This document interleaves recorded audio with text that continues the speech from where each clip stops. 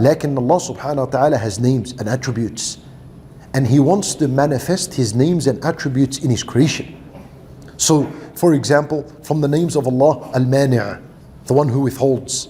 So He created people and He withheld rizq from them. What is it to? His name is Al-Mani'. He wants to display His name in His creation. He's Al-Mu'ti. He's given people. He's the one who punishes. So He punishes who He wants. He's Ar-Rahman. So He bestows His mercy upon His creation. He has names. He wants to manifest these names in His creation the way He wants. لا يسأل عما يفعل وهم يسألون, right? He withholds abilities from others. People are born disabled. People are born chronically ill. People are born healthy. What's it to people? Who does what He wants. لا يسأل عما يفعل. He created the creation and He's displaying His name and His knowledge and His wisdom in His creation. And then on this question, people would come and they would say, how is this fair? Someone is born like this, crippled and ill and chronically ill and disabled intellectually, and others are healthy and they have a good life ahead of them. How's this? You know what? I would have agreed with you. I would have said, true, this is unfair. But the end of this world is not the end of everything. The end of this world is not the end of everything.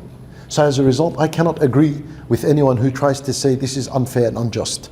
Wait, did Allah say to you that the end of this world is the end of everything? If it was, it would have been unjust. But it's not. It's not. This is only a small life.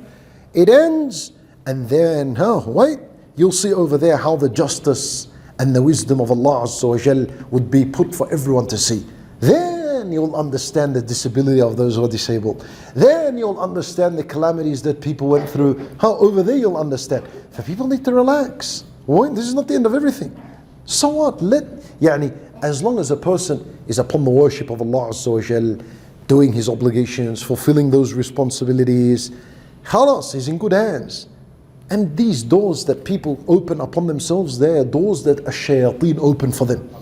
And if a person continues to go down these paths, trying to understand, hey, what's happening? Why did Allah do this? Why is Allah doing this? How come there's this calamity? Why did this happen? How come this?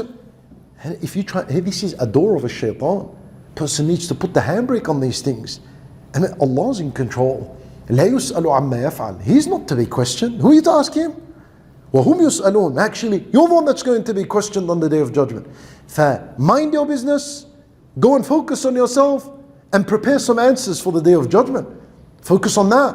And don't worry about Allah subhanahu wa ta'ala. Don't worry about this in the sense that everything He does, it's done upon knowledge, upon wisdom, and He doesn't oppress anyone. وَلَا يَظْلِمُ رَبُّكَ أَحَدًا. In this life and in the afterlife. So it's all good. These three things, if you always have them in your mind, and you think with these matters towards any calamity, everything makes sense.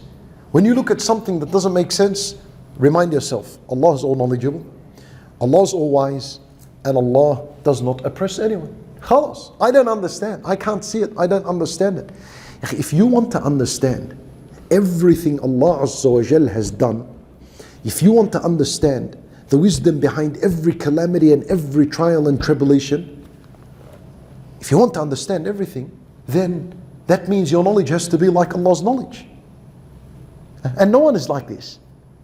Allah Azza wa Jal's knowledge and His wisdom is perfect and complete. And you and I, our knowledge is very imperfect and very incomplete. For unless your knowledge was like Allah's knowledge, you'll understand everything you want to understand. It's not going to be the case. So the believer needs to put himself in his position and know that there are many things I don't have knowledge about. But I know He's the all-knowledgeable. He only acts upon wisdom, upon perfect knowledge, and He doesn't oppress anyone or anything He has created. Finished. خلاص, I'm happy with that. Wallahu a'lam. Now, any other question? طيب, جزاكم الله خير وصلى الله وسلم وبارك على نبينا محمد وعلى آله وصحبه أجمعين.